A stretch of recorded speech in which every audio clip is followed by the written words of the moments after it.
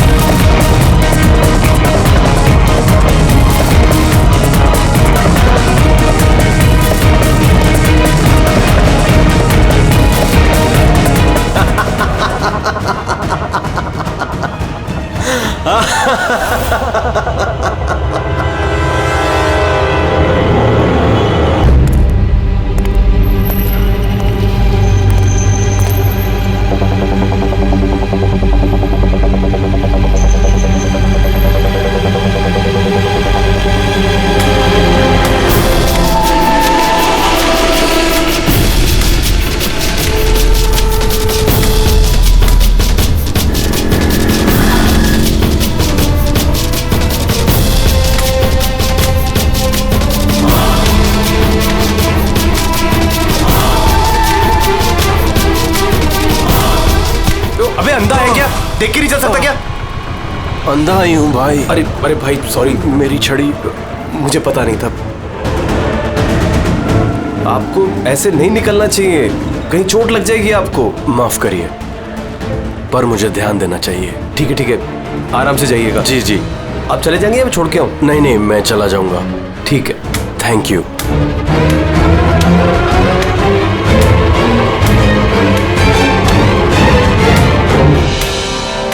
क्या हो गया यार, ये इतना दर्द क्यों हो रहा है?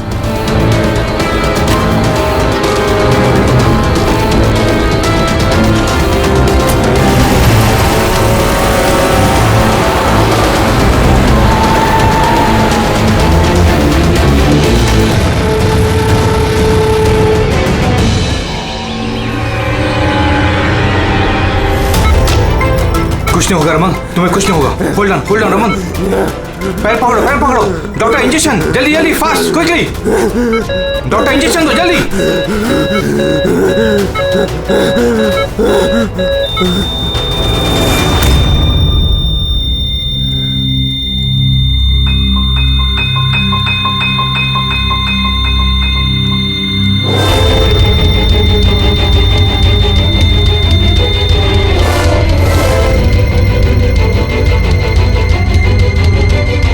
Oh my God, he's dead. और इनकी मौत नेचुरल भी नहीं है। अब क्या? I know Priya, it's a murder. और मैंने डॉक्टर सालुंके को इस केस के बारे में सब कुछ पहले से बता दिया था। अब तक तो उन्होंने फाइंड आउट कर भी लिया होगा कि रमन की मौत की वजह क्या होगी। जहर? रमन की मौत जहर से हुई है? हाँ बस, बहुत खतरनाक जहर है ये। पहले इंसान के दिमाग पर असर करता है। पहले डिलेरियम, फोटोफोबिया, एमनेशिया। उसके बाद ये जहर इंसान के बाकी के अंगों पर असर करता है। बाकी के अंग धीरे धीरे काम करना बंद कर देते हैं और इंसान की मौत हो जाती है। सर साहब, इसका कोई एंटीडोट तो होगा ना? हर जहर का एंटीडोट होता है रेडी, लेकिन उसके लिए हमें उस जहर के बारे में पूरी जानकारी होनी चाहिए। बस ये जहर आसानी से पकड़ में नहीं आता है। मुझे भी बहुत सारे टेस्ट करने पड़े इसे ढूंढने के लिए। सर, जहर दे के मारना एक अलग बात है, और ऐसा जहर देना जिससे इस तरह तड़प तड़प के मरे, ये जरा चौंकाने वाली बात नहीं लगती? लेकिन ये जो भी कोई है, ऐसी नफरत करता था रमन के साथ कि उसने उसे ऐसी खतरनाक मौत दे दी। समझ में नहीं आता कौन हो सकता है ये, कौन होगा?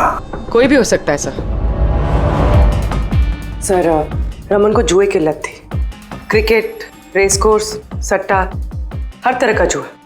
और इसी चक्कर में वो 5 करोड़ के कर्जे में था। 5 करोड़? 5 करोड़? हाँ सर, उसको धमकी भरे मैसेजेस भी आए थे।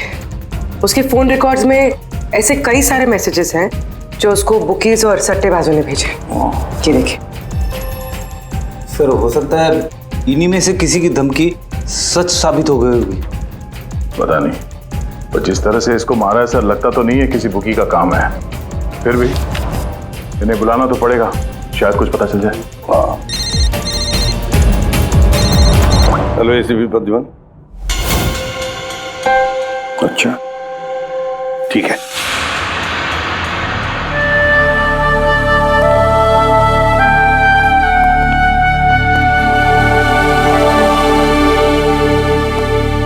आप रमन का चचेरा भाई हितेन। हितेन, किसी ने रमन का खून कर दिया है। क्या लगता है आपको किसने किया होगा? मुझे नहीं पता सर। बुरे काम का बुरा नतीजा। एक ना एक दिन तो ये सब होना ही था सर। हम किसने किया, कैसे किया, ये तो नहीं पता सर। लेकिन इतने सारे लोगों से दुश्मनी, इतने सारे लोगों का कर्जा, उन्हीं में से किसी ने। अच्छा, आपके अलावा परिवार में इनका और कौन? माँ है इसकी, लेकिन अब वो कहाँ पर है ये मुझे नहीं पता। ठीक है हितेन, हमारी इन्वेस्टिगेशन अभी चल रही है, तो बॉडी अभी यहीं रहेगी हमारे पास। आप अपना कॉन्टैक्ट नंबर वहाँ लिखवा दीजिएगा, जरूरत पड़ेगी तो आपको तकलीफ देंगे। जी सर।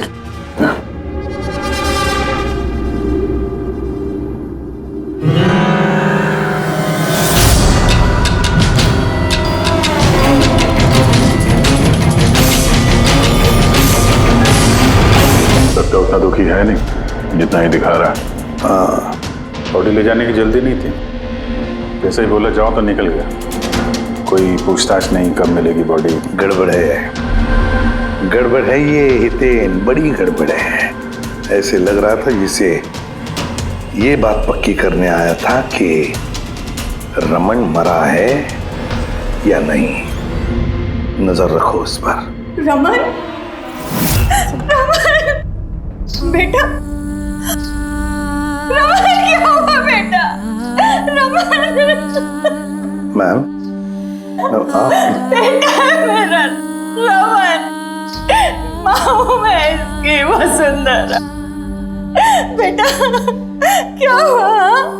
मैं तो तेरा इंतजार करती रही कि तू आएगा और मुझे घर ले जाएगा एक दिन, पर तू तो इतना दूर चला गया बेटा। रमन, तो आप अपने बेटे रमन के साथ नहीं रहती थी? जी नहीं सर। आप? सर मेरा नाम मदन है। भगवान, मुझे क्यों बिठा रखा यहाँ पे? उठा लेता मुझे ही। संभालो अपने आप को। और कितना रोग इस नालायक के लिए। इसको अपनी करनी की सजा मिली है। नहीं बेटा, ऐसा मत कहो। चाहे जैसा भी था, बेटा था मेरा।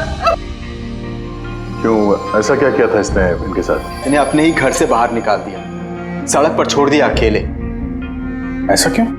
बोला माँ बहुत कर्जा है, घर बेचना पड़ेगा और मेरा खर्चा भी नहीं उठा सकता, इसीलिए मुझे छोड़ दिया। और फिर क्या करती सर, ठीक से दिखाई नहीं देता। कहाँ जाती मैं? पड़ी रही फुटपाथ पे, भूखी प्यासी, बेघर बेसहारा। फिर शायद भगवान को दया आ गई और उसने उस फरिश्ते को भेज दिया। उसका चेहरा तो नहीं देखा मैंने, लेकिन उसने मुझे अपने साथ चलने के लिए कहा और मैं चली गई। एक बड़ा आदमी मुझे इसके पास ले गया। सर, दरअसल मेरी एक संस्था है, संयुक्त वृद्धाश्रम। हम वहाँ पर कोशिश करते हैं कि इन जैसे बुजुर्गों को घर जैसा प्यार और सम्मान मिल सके। माँ जी मुझे वृद्धाश्रम के गेट पर मिली थी एक चिट्ठी के साथ, जिसमें लिखा था कि इनका ख्याल रखना। बस उसी दिन से संयुक्त वृद्धाश्रम इनका घर बन गया। आज सुबह लैंडलाइन पे फोन आया कि इनके बेटे की मौत हो गई है। बस इनसे रहा ही नहीं गया। माँ है ना। मेरी आपसे विनती है, इसके कातिलों को छोड़ना मत सर। जरूर सजा दिलवाना सर, जरूर सजा दिलवाना। देखिए माँ जी, मैं आपसे वादा करता हूँ हम रमन के कातिल को नहीं छोड़ेंगे, उसे कड़ी से कड़ी सजा दिलवाएंगे। आप प्लीज चिंता मत कीजिए। थोड़ा ख्याल रखिए अपना। मदन, इनका ख्याल रखना। और एक बात, किसी भी चीज की आप लोगों को जरूरत पड़े तो हमें जरूर याद करना। कमाल है। तारिका, हॉस्पिटल के डॉक्टर्स की रिपोर्ट के हिसाब से इसकी जांघ पर ये जो निशान है ना, ये या तो किसी एलर्जी का है या फिर किसी जहरीले कीड़े मकोड़े के डंक का निशान है।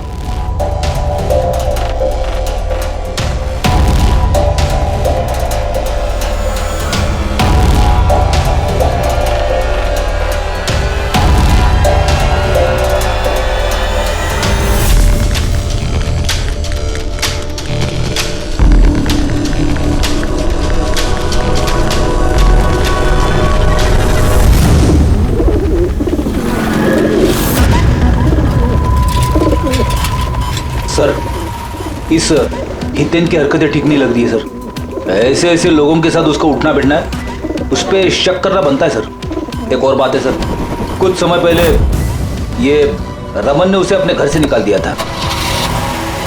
अब रमन के मरने के बाद वो उसकी प्रॉपर्टी हड़प करने की कोशिश कर रहा है सर। सर एक मिनट, यहाँ आएंगे प्लीज। सर इसके स्किन पे ना मुझे कुछ ये अजीब सा दिख रहा है।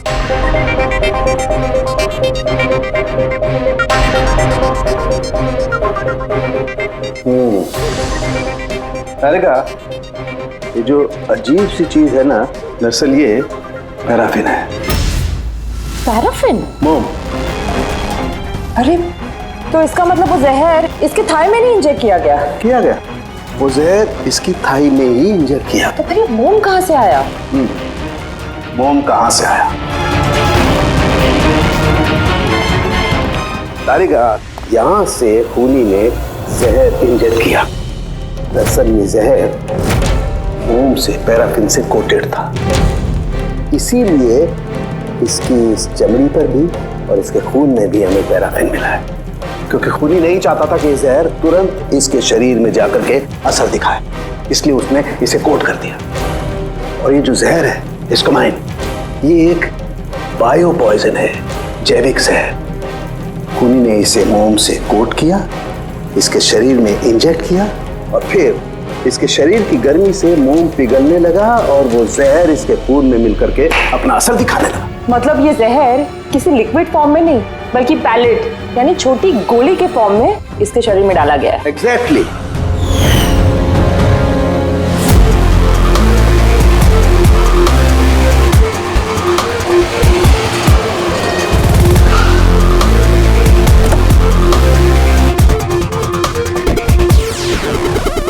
ये है वो कंस्ट्रक्शन साइट जहाँ पे रमन इंजीनियर था। उसके कोलीग बता रहे थे कि यहाँ से निकलने के बाद उसको कुछ पैर में तकलीफ हुई है। लेकिन यहाँ पे जो वर्कर्स काम करते हैं उन लोगों ने बताया कि जब तक वो कंस्ट्रक्शन साइट में था तब तक तो वो ठीक था। इसका मतलब जो भी हुआ कंस्ट्रक्शन साइट से बाहर आने के बाद हुआ, तो यहीं पे हुआ होगा। यहाँ पे तो आसपास पता करते हैं, शायद किसी ने कुछ देखा। सर आप लोग चलिए, मैं जरा चाय पी के आता हूँ। मतलब चाय वाले से पूछ के आता हूँ, कुछ देखा है क्या?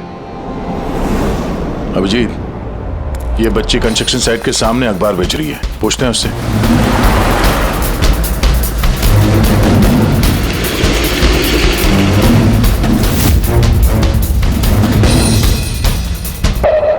क्या नाम है बेटा आपका?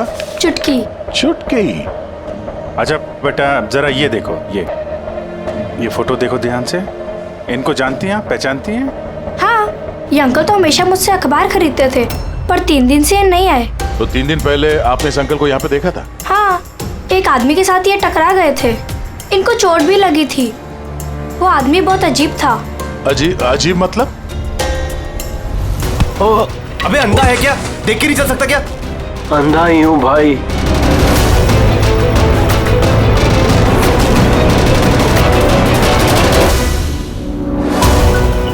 क्या हो गया यार, दर्द क्यों हो रहा है?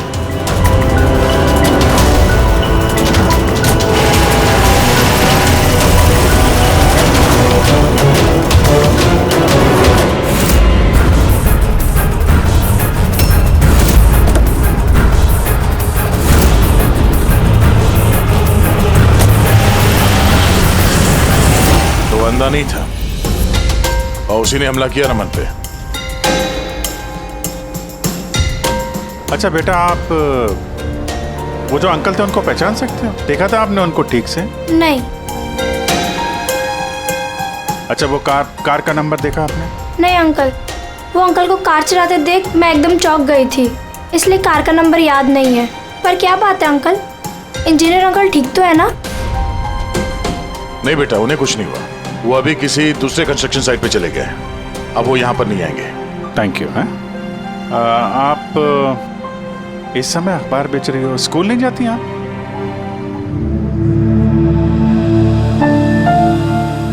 क्या बात है, हैं? स्कूल तो जाना चाहिए। आप कितनी इंटेलिजेंट लड़की हो। एक्चुअली हर बच्चे को स्कूल जाना चाहिए और आपको भी जाना चाहिए। पर स्कूल जाने के लिए बहुत सारे पैसे चाहिए ना अंकल, मेरे पास पैसे नहीं है। बेटा, अगर आपको पैसे ना देना पड़े तो आप स्कूल जाएंगी? हाँ अंकल, जरूर जाऊंगी, मुझे पढ़ना है।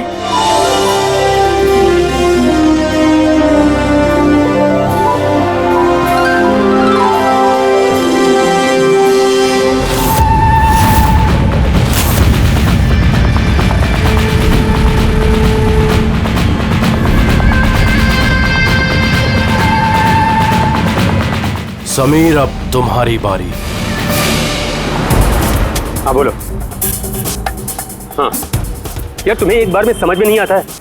देखो, मैंने तुम्हें पहले भी कह दिया है कि तुम कुछ भी कर लो, मैं इस खंडहर के लिए एक कौड़ी भी खर्च नहीं करने वाला।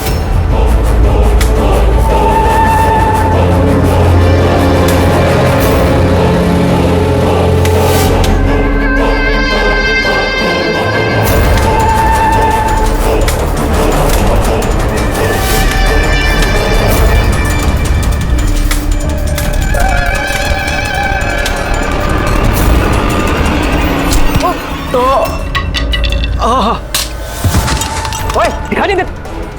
मेरी छड़ी। Sorry I am sorry. मेरी छड़ी। I am sorry. अब आपको कहीं लगी तो नहीं? आप ठीक है ना? मैं आपको कहीं ड्रॉप कर दूं? नहीं, मैं ठीक हूँ, मैं चला जाऊंगा। आप ठीक है ना? नहीं, I'm okay। आप संभाल के जाइए। हाँ जी, आप संभाल के जाइए। Okay, thank you.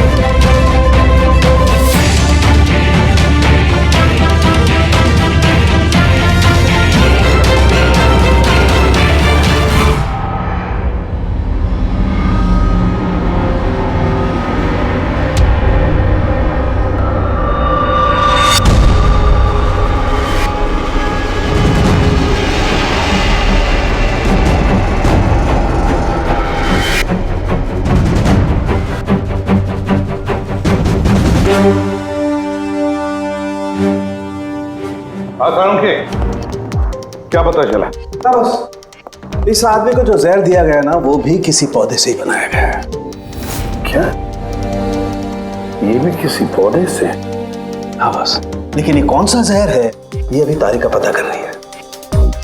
इस जहर का नाम है रिकिनस कम्युनिस, और ये जहर पहले वाले जहर से भी बहुत ज्यादा तेज और खतरनाक है। रिकिनस? अब ये किसी पौधे का नाम है क्या? हाँ फ्रेडी, ये किसी पौधे का नाम है, और बॉस ये कोई आम पौधा नहीं है, बहुत मुश्किल से मिलता है। और खूनी जो कोई भी हो बॉस, उसे पौधों के बारे में बड़ी अच्छी जानकारी है।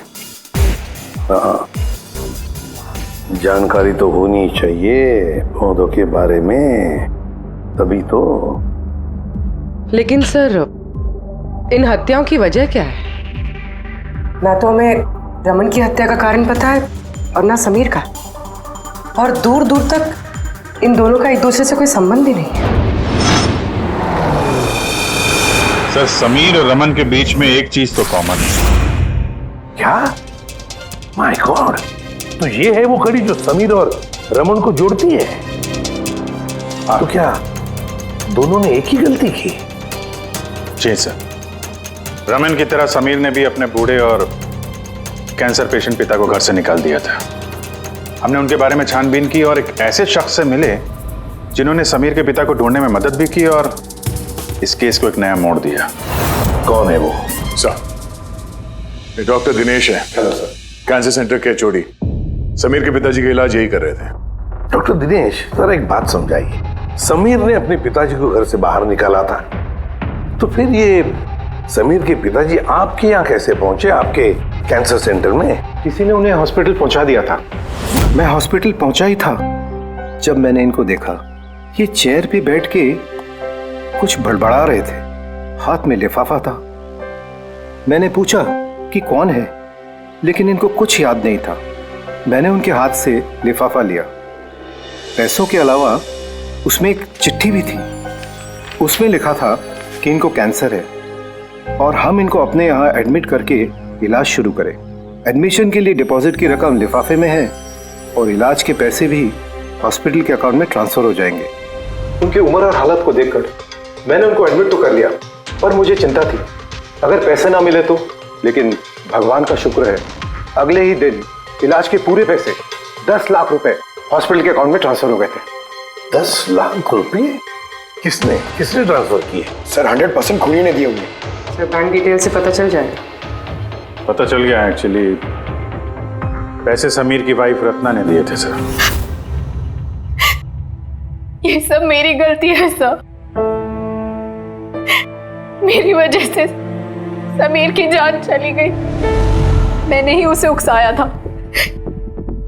पिताजी की देखभाल में काफी प्रॉब्लम हो रही थी और सारी प्रॉपर्टी और सब हमारे नाम पर हो ही चुका था, तो मैंने समीर को कह के पिताजी को घर से निकलवा दिया। शर्म नहीं आती तुम्हें? समीर के पिता तुम्हारे भी पिता समान थे, उनको ही घर से निकाल दिया। ये सब करने के बाद फिर उनकी इलाज के लिए 10 लाख रुपए क्यों दिए? मुझे किसी ने धमकी दी थी सर कि अगर पिताजी के इलाज के लिए 10 लाख रुपए नहीं दिए तो वो समीर को और मुझे मार देंगे। सर मैंने उन्हें 10 लाख रुपए दे दिए, फिर भी उन्होंने समीर को मार दिया। और अभी भी कहा है कि अगर हर महीने पिताजी के इलाज के लिए 50,000 रुपए नहीं दिए तो वो मुझे भी मार देंगे। किसी पे शक है तुम्हें? नहीं। उसके बारे में कुछ याद है? उसकी आवाज, उसका लहजा, कुछ भी? कुछ भी याद नहीं। सर प्लीज मुझे बचा लीजिए। सर मैं मरना नहीं चाहती। सर मैं पिताजी को घर ले आऊंगी। मैं उनकी पूरी देखभाल करूंगी, पूरी कोई तकलीफ नहीं होगी। सर आप प्लीज मुझे बचा लीजिए। घबराओ मत। सर प्लीज मुझे बचा। कुछ नहीं होने देंगे तुम्हें हम। तो भी जिस नंबर से इसे धमकी भरे कॉल आते थे वो नंबर ले लो और पता करो कहाँ का है। आप चलिए।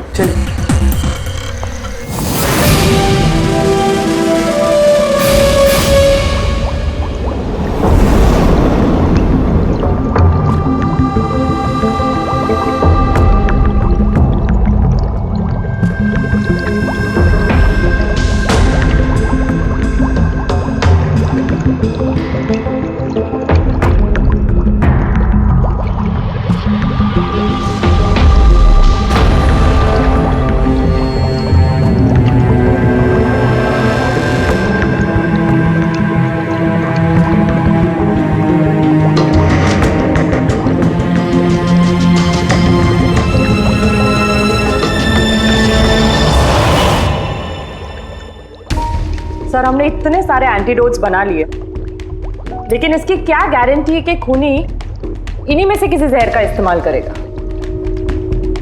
अब कुछ भी हो जाए, हम खूनी का दिमाग तो नहीं पढ़ सकते ना। तुम्हारी बात बिल्कुल ठीक है तारिका, लेकिन एक बात समझो, खूनी इन पौधों का जहर निकाल करके इस्तेमाल कर रहा है, इन पौधों का पहले से भी ज्यादा तेज हर बार। तो हमें हमेशा चौकन्ना रहना पड़ेगा। पता नहीं वो अगली बार कौन से पौधे का जहर किस पर इस्तेमाल करे, पता नहीं किस पर, कब, कहां, कैसे, किस पौधे का, पता नहीं।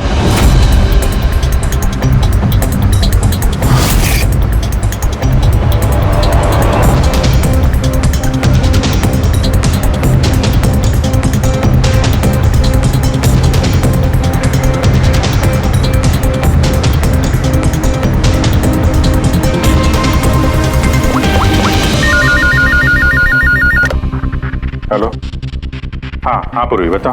सर वो फोन बूथ जहाँ से कातिल ने रत्ना को धमकी भरे कॉल्स किए थे वो ये भाईंदर रेलवे स्टेशन के पास है। Bhayandar railway station?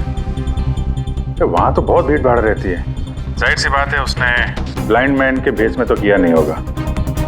बड़ा मुश्किल है पता लगाना। सर किसी को कुछ पता तो नहीं है, लेकिन एक खास बात यह है कि ये कॉल्स सुबह 11 से 12 के बीच किए गए हैं और रेलवे स्टेशन के पास एक बस स्टैंड भी है जहाँ से बस जाती है पुणे। बस स्टैंड भी पास में ही है, तो ट्रेन से भी जा सकता है और बस से भी। चलो कोई बात नहीं, देखते हैं। भाईंदर, इसका मतलब कि खूनी मुंबई से ही है और सिर्फ समीर का खून करने के लिए पुणे गया था। तो पुणे वो ट्रेन से गया होगा या फिर बस से या फिर कोई प्राइवेट गाड़ी या फिर खुद की गाड़ी से। वही तो सर, खूनी को पता था कि हम लोग रत्ना तक पहुंच जाएंगे और ये कॉल वाली बात खुलेगी, इसलिए वो हमें गुमराह कर रहा है सर। खेल खेल रहा है हमारे साथ। हाँ, खेल खेल रहा है। अगर सर हम लोग खूनी तक पहुंचेंगे कैसे? हमारे पास उसके खिलाफ तो कोई इंफॉर्मेशन है ही नहीं और हमें यह भी नहीं पता है कि उसका अगला शिकार कौन होने वाला है। पंकज, इससे पहले कि खूनी अपनी शिकार तक पहुंचे, हम शिकार उसके सामने डाल देंगे। ये घटना आज सुबह 10 बजे की है। मुंबई के गोरेगांव रेलवे स्टेशन पर एक बुजुर्ग ने रेल के नीचे आकर अपनी जान देने की कोशिश की। वहां मौजूद लोगों ने उन्हें बचा लिया। आइए जानते हैं कि आखिर वो क्या वजह है जिसने एक बुजुर्ग को ये करने पर मजबूर कर दिया। क्यों पकड़ के रखा हुआ? छोड़ दो मुझे, मैं नहीं जीना चाहता हूँ। क्या करूंगा मैं जी करके? लेकिन आपके साथ हुआ क्या है? आखिर आप क्यों मरना चाहते हैं? क्या हुआ? मेरे साथ क्या हुआ? मुझे मेरे इकलौते बेटे ने घर से बाहर निकाल दिया अकेले करके। मैंने अपने बच्चे को इतने प्यार से पाला पोसा और उसने मुझे घर से बाहर निकाल दिया। ये तो बड़े दुख की बात है। आखिर क्या हो गया हमारी आजकल की पीढ़ी को? आपका बेटा करता क्या है? क्या करता है? स्कूल जाता है। टीचर है? नहीं, पढ़ता है, स्कूल में पढ़ता है। अभी 8 साल का ही तो है। जी क्या कहा आपने? क्या कहा मैंने? आपका बेटा कितने साल का है? कितने साल का है? आपने कहा 8 साल का है। मेरा बेटा 8 साल का है, उसने मुझे घर से बाहर निकाल दिया। मैं मर जाऊंगा। सुना आपने?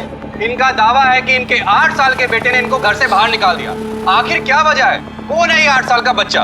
रेल की पटरी पर जान देने की कोशिश करने वाले बुजुर्ग के 8 साल के बेटे का पता चल गया है। वो दरअसल 33 साल का सॉफ्टवेयर इंजीनियर है। बुजुर्ग की दिमागी हालत ठीक नहीं है, इसलिए अब भी वो उसे 8 साल का बच्चा ही समझते हैं। उनका बेटा अमेरिका में रहता है और उसने उन्हें घर से बाहर निकाल दिया है। उसके बाद ही बुजुर्ग ने अपनी जान देने की कोशिश की। आइए उनके बेटे से ही पूछते कि उन्होंने आखिर ऐसा क्यों किया।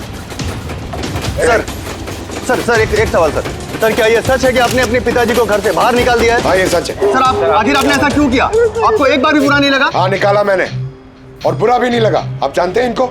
आपने कभी झेला इनको? इनको अल्जाइमर्स की बीमारी है। मैं पागल हो गया उनका ख्याल रखते रखते। मेरी खुद की एक लाइफ है, मेरी वाइफ है, मेरी फैमिली है। मैं क्या करूं?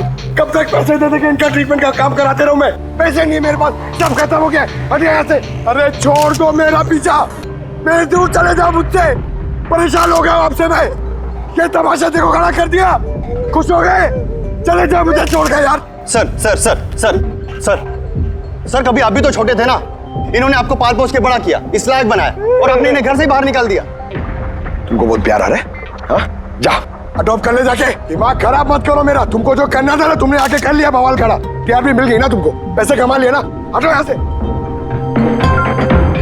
तो देखा आपने कि किस तरह एक लड़के ने अपने बाप को घर से बाहर निकाल दिया। अब ये बेचारे बुजुर्ग कहाँ जाएंगे, किसके सारे जिएंगे? इन्होंने अपनी सारी पूंजी अपने लड़के पे लगा दी और आज इनके लड़के ने इनको घर से बाहर निकाल दिया।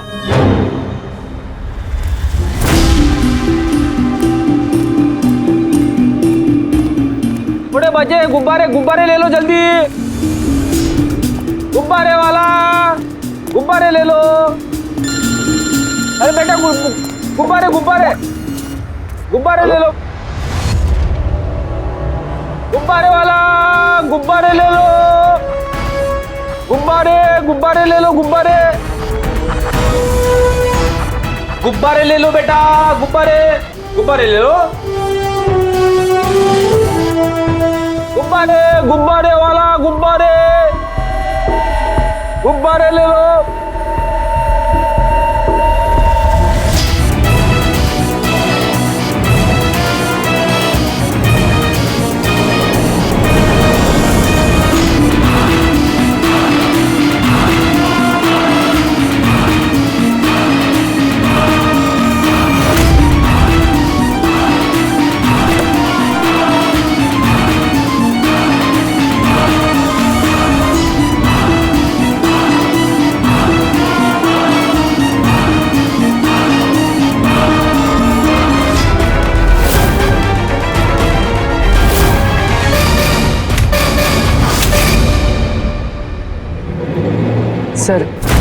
सर एक अंधा बिल्डिंग की तरफ आ रहा है।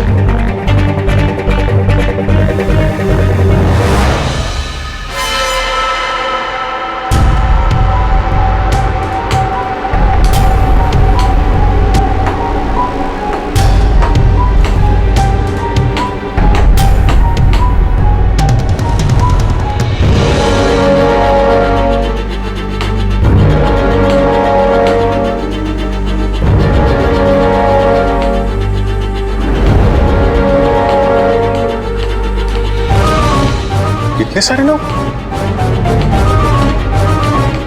सर इतने सारे अंधे एक साथ? हमने तो एक सोचा था, यहाँ तो 8-10 निकले। लगता है ये कोई चाल है। आप लोगों को जाना कहाँ है?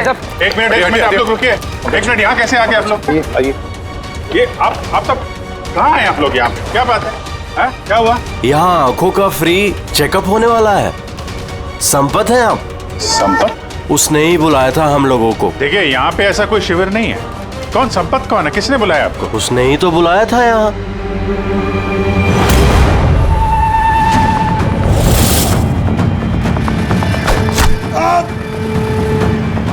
पंकज पंकज क्या हुआ? पंकज बोरा पकड़ो उसे, छोड़ना नहीं।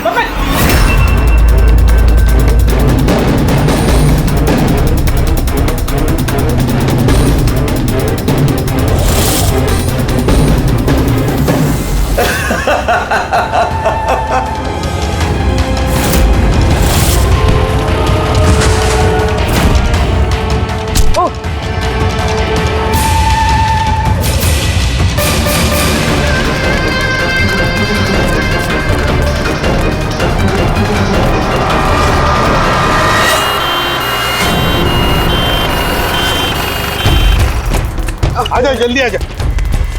पंकज तुझे कुछ नहीं होगा। पंकज इसे एम्बुलेंस में लेके चलो।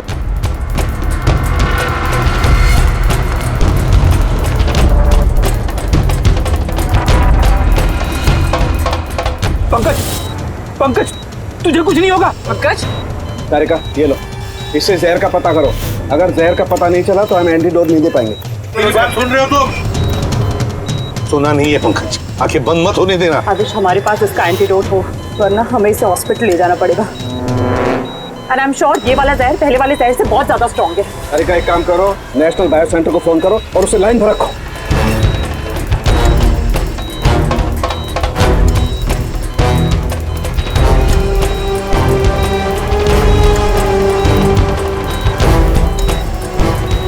Pankaj, don't worry, Pankaj.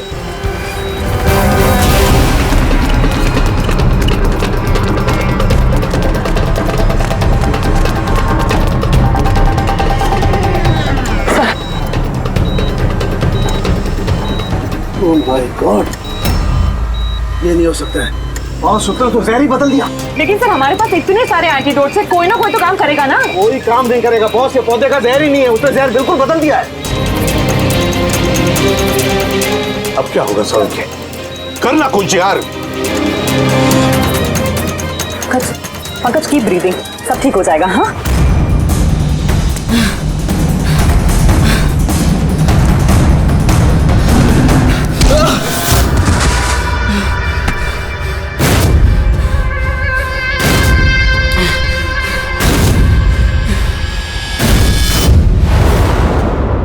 Sir, मेरा नाम मदन है। तुमने क्या ये सब? क्यों पड़े हो मेरे पीछे? मैंने जो किया सही किया। लोगों की जान लेना सही है? मैंने सिर्फ बुरे लोगों को सजा दी है सर। जो लोग अपने माँ बाप का ख्याल नहीं रखते ना, उनको इस दुनिया में जीने का कोई हक नहीं होता। जब मेरी माँ की मौत हुई थी तो मेरी दुनिया उछल गई थी। उसी वक्त मैंने इस संयुक्त वृद्धाश्रम की शुरुआत की थी। सर, वहाँ पर जितने भी बुजुर्ग माँ बाप आते हैं ना, सब अपने बच्चों के सताए हुए होते हैं। ये देखकर मेरा खून खौल जाता है। मैंने उसी वक्त ये फैसला किया था कि मैं इन सबको सबक सिखाऊंगा, इसीलिए मैं मार देता हूं इनको। क्या गलत किया मैं? सर कुछ करो सर। कुछ नहीं कर सकते जब तक उस जहर का कंपोजिशन नहीं पता लगेगा फ्रेडी, हम कुछ भी नहीं कर सकते। अगर इसे गलत एंटीडोट दे दिया तो ज्यादा खतरनाक होगा यार। सर पंकज की हालत तो बिगड़ती जा रही है। सर पल्स गिर रही है, हॉस्पिटल ले जाना पड़ेगा। हॉस्पिटल जाके कुछ नहीं होगा, हमारे पास इतना वक्त नहीं है वहां जाकर टेस्ट करें। मुझे जहर का नाम चाहिए यार। पंकज। हेलो। हाँ सर, हाँ सर, पकड़ा गया। सर खूनी मदन है। हाँ, जहर हम पता करते हैं। कभी पता नहीं चलेगा तुमको, कभी पता नहीं चलेगा तुम लोगों को। उसने भी पापा को सताया। मदन गाड़ी। ओह नो, मदन, एम्बुलेंस बुलाना पड़ेगा जल्दी। नहीं सर, कोई फायदा नहीं है। मेरा काम हो गया है। नहीं मदन, मान लिया तुमने उन लोगों के साथ जो कुछ भी किया, मान लिया, लेकिन तुमने जिसे वो जहर चुबाया है वो बेगुनाह है, निर्दोष है, उसने कुछ नहीं किया। वो जहर कौन सा बताओ? हाँ? BTX। सर, उस जहर का नाम BTX है। सारंग, जहर का नाम है BTX।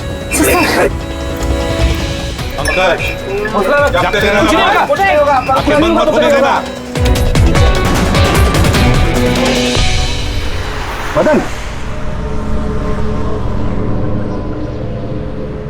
बस हो गया, you'll be all right। बस अब पंकज को कुछ नहीं हो सकता है, कुछ भी नहीं।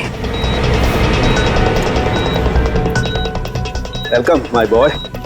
घबराओ मत, कुछ नहीं होगा तुम्हें। तुम आदमी अच्छे थे मदन, लेकिन तुमने जो किया वो सही नहीं था। ये तो चला गया अभिजीत, पर चाहे कुछ भी हो जाए, इसका वो वृद्धाश्रम बंद नहीं होने देंगे।